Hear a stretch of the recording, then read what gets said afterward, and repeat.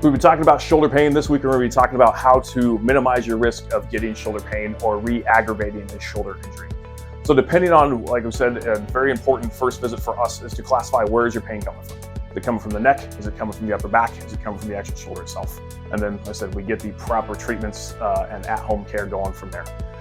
Next is we're going to really focus on making sure that the movements come back, that your quality of life is improving, the stuff you do during the day gets less and less painful, and that we're actually on the right track. Third, we're going to try to avoid things that really piss it off for a short period of time, because we want to give the body and the shoulder and the neck and the upper back, whatever's causing the issue, time to recover and heal. We don't want to just basically keep picking a scab that's just scabbed over and basically making it ooze out and gush out again. We actually want to make sure that we're avoiding the activities that are actually making it more painful for a short period of time to allow the body to recover and heal. What that looks like, if the issue is coming from the neck itself, if your shoulder pain is coming from your neck, we want to make sure that you really try to maintain better posture throughout the day. Like I said, there's no such thing as perfect posture. The saying goes that your best posture is your next one. So that means just keep moving throughout the day.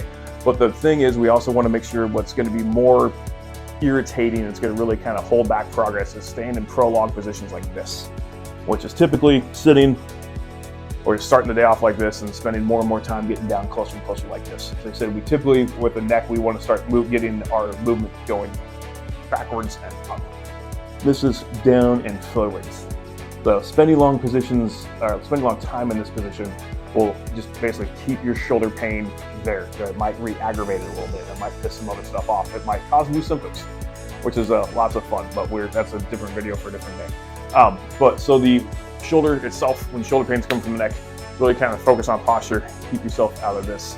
That might also mean changing up maybe some of the pillows that you're sleeping on at night. Might mean changing up some exercises you're doing the gym for a temporary point of time, changing up some of the equipment you're using, that kind of stuff. Giving the body time to recover and then getting back to those activities again. But back pain, very similarly, the shoulder pain is coming from the upper back. Very similarly, we want to make sure that you're staying out of prolonged positions of slouched over or flexed over. We want to work on being able to get up, open, and move around a little bit more on the day-to-day stuff. The issues coming from the shoulder itself, we want to try to keep the arm, the shoulder out of the same thing, out of being in one position for too long. That might be arm cranked back around your loved one for long periods of time.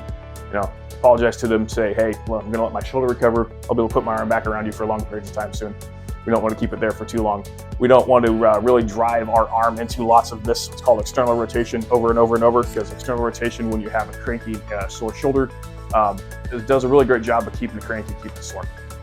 So typically we get the motion back in the shoulder, that motion actually does get better, that does improve, and gets less achy as we go. The other thing is going to be arms out like this for long periods of time. It can be typing, it can be driving, it can be holding, in our case, a 5-pound Yorkie, could be holding it could be holding a kid, it could be holding a child, something like that. And obviously everybody's situation is different, but try to minimize how long you spend holding or keeping your arm up like this in the provocative position, or the position that's causing pain. I said you'll be able to get back to that very shortly, but for now we want to let everything calm down and remain calm. For some of this stuff also, we might do some taping, we might put some creams on there, we might recommend some stuff for you to also put on there at home. Keeping pain down is going to be kind of the name of the game while the body heals and recovers. So that's going to be how things you can do at home. That's going to be things you can do to help prevent and minimize the recurrence of shoulder pain, and that's what's going to really help you get progress during your treatment.